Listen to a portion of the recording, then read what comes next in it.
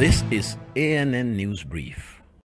Cameroon's local elections have come and gone, with the ruling party of President Paul Biya claiming landslide victory.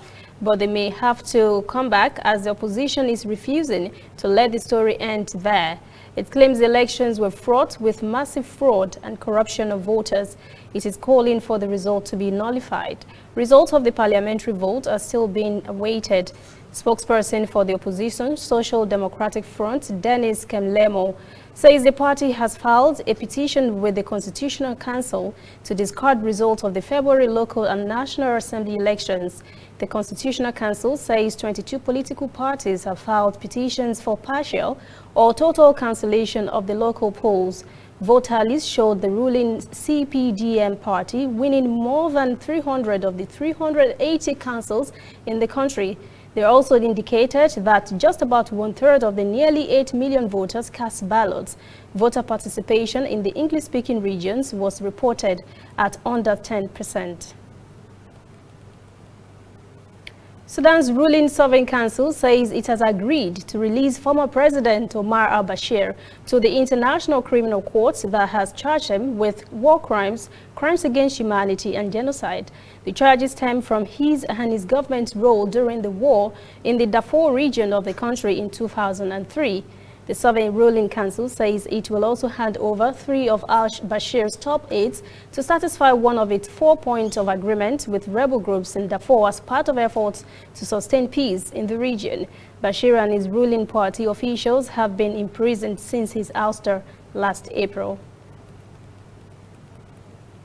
We'll be right back. Whether in your house, at your office, on your phone or online, we are there. We have the facts behind the headlines. We cut to the chase with the news you really need. We cover every angle. We are the bigger, better news network. We are African News Network. ANN. Watch ANN News on MITV from a truly African spirit. Senegalese President Macky Sall has told Canadian Prime Minister his country is comfortable with its laws. He made the statement while explaining to Justin Trudeau why homosexuality is criminalized in Senegal. Trudeau said he had to raise the issue because he is a great defender of human rights.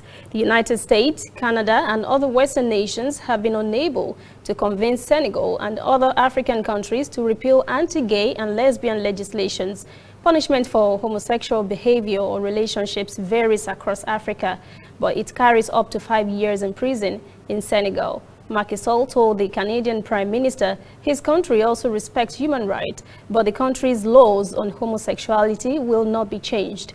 Sall reassured Trudeau Senegal will support the country's bid for a seat on the UN Security Council for 2021-2022. There are 2 open seats and 3 contenders for them: Canada, Ireland, and Norway. That is ANN News Brief at 11. For details on these and other breaking stories, visit our website annafrica.news. Conversation continues on our social media platforms, Twitter, Instagram, and Facebook at ANN Africa TV. I'm Lucy Adiemi.